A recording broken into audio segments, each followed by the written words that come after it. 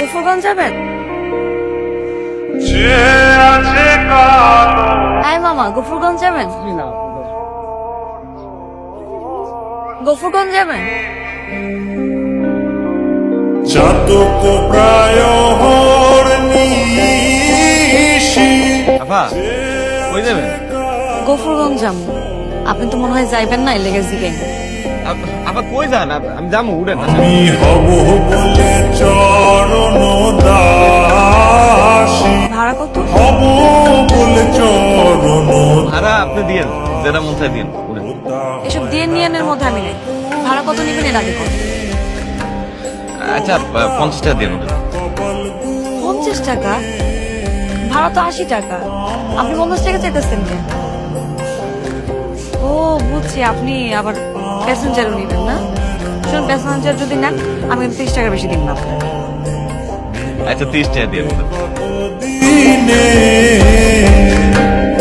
অমিলন হবে কত দিনে,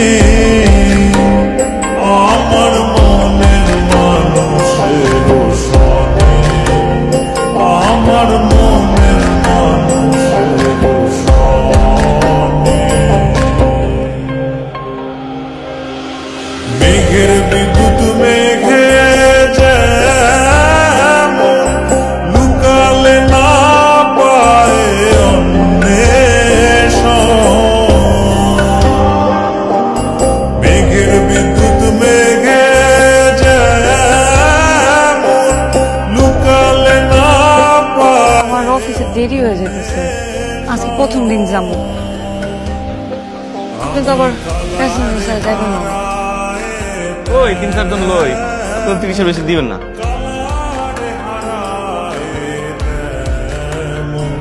ওইরূপ হেরিয়ে দর্পণে,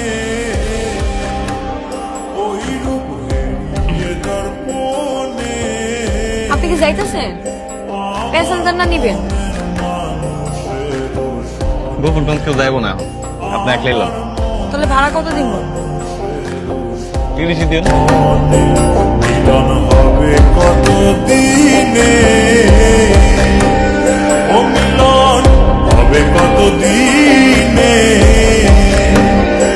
আমার মনের মানুষের সনে। হ্যালো, কিশোর ভাই কইতেছেন? আপনার নাম্বারটা তো আমি আগেই সেভ করে রাখছি, শিউলি ফুললাম দিয়া। আচ্ছা শুনেন না, আমার তো অফিসে যাইতে হইব, একটু দেরি হয়ে গেছে। আপনি যদি বটতলা পর্যন্ত আসতেন, আমাদের নিয়ে যাইতেন, অফিসে দিয়ে আসতেন।